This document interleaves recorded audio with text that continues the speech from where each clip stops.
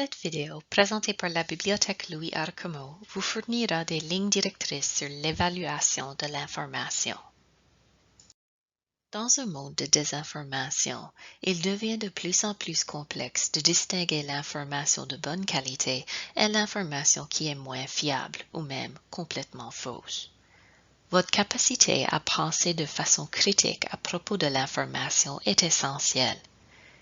Utilisez les indicateurs de qualité de l'information présentés aujourd'hui dans votre vie quotidienne.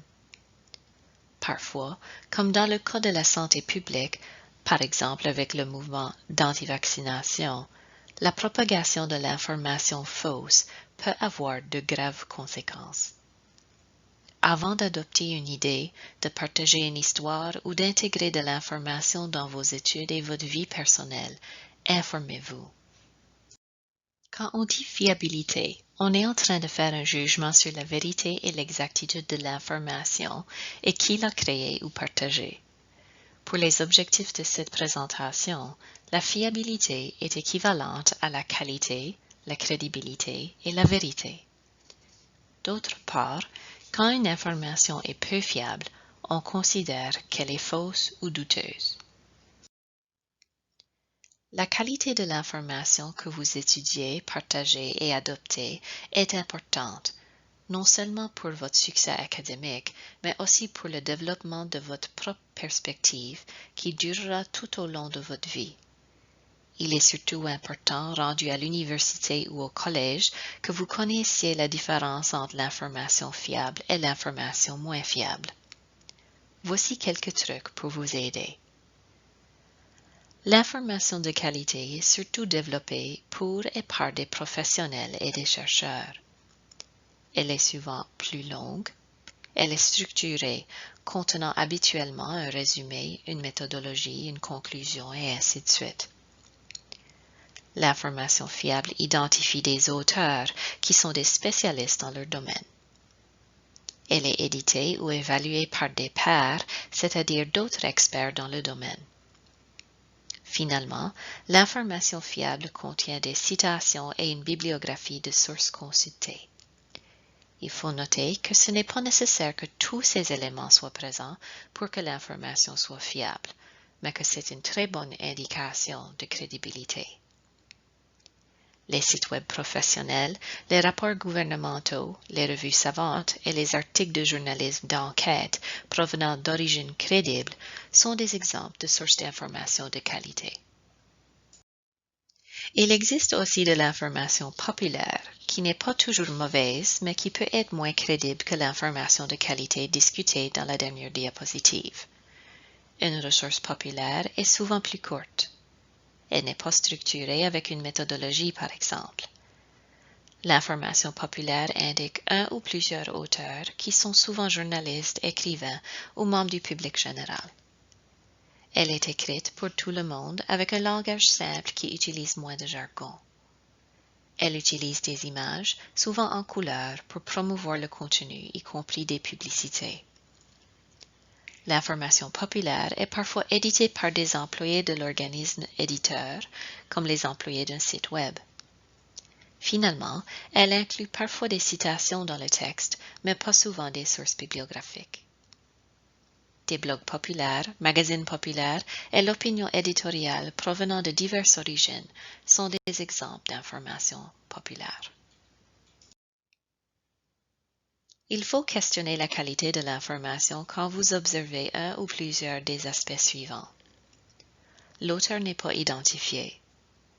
L'information est partagée par une personne ou un groupe de personnes qui a des objectifs publicitaires ou une motivation préjugée. La date de publication n'est pas indiquée. Aucune source d'information, citation ou bibliographie n'est indiquée. L'information partagée est incorrecte, périmée ou pas supportée par la recherche crédible. Et finalement, il peut y avoir plusieurs fautes de grammaire ou d'orthographe. Testons ces lignes directrices sur la qualité de l'information avec un exemple. Une histoire circule sur Facebook qui indique qu'il y a du plastique dans le riz traité en Chine.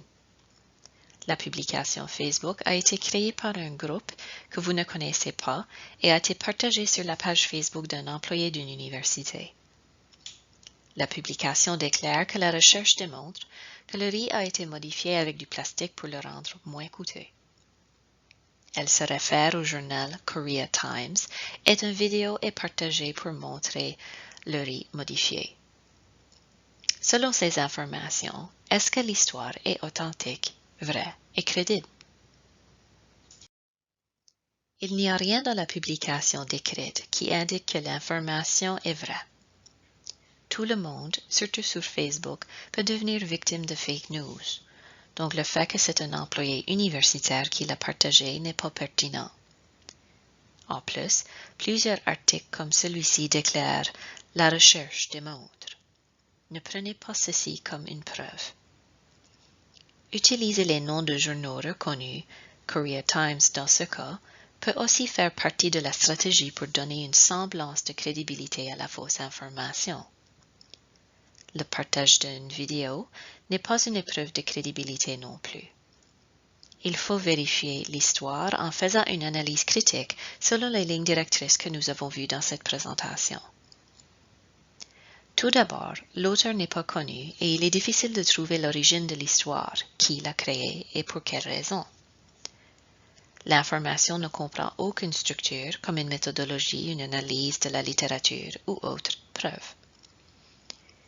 Aucune citation complète n'est fournie. On peut aussi vérifier si d'autres sources appuient ou contredisent l'histoire.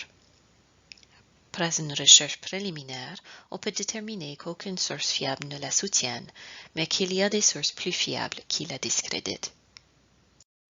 Un point final sur l'évaluation de notre histoire. Une recherche sur Google pour riz, plastique et Chine produit des résultats qui appuient et qui contredisent l'histoire, mais Google ne nous dit pas quels résultats sont corrects et lesquels sont faux. Au final, c'est votre responsabilité de prendre une décision sur la véracité d'une histoire. Utilisez les indicateurs de qualité de l'information présentée aujourd'hui pour vous aider.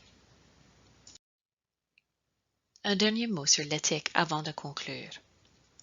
L'éthique de la recherche est un des indicateurs principaux de la qualité de l'information. L'éthique de la recherche concerne comment les chercheurs se comportent envers les êtres vivants dans leur recherche, y compris l'expérimentation, l'influence du chercheur sur les résultats et la présentation des résultats de recherche. L'information de haute qualité demande un code d'éthique rigoureux. Ce code d'éthique comprend l'honnêteté intellectuelle des chercheurs, c'est-à-dire que l'information qu'ils partagent n'a pas été volée ou inventée et les citations bibliographiques sont solides et correctes. La vidéo de la prochaine section dans cette série va vous aider à vous assurer que vous, en tant qu'étudiant aux études postsecondaires, vous respectez l'honnêteté intellectuelle. Cette présentation sur l'évaluation de l'information est maintenant finie. Poursuivez à la prochaine vidéo pour en apprendre plus au sujet de l'honnêteté intellectuelle. Merci et bonne continuation.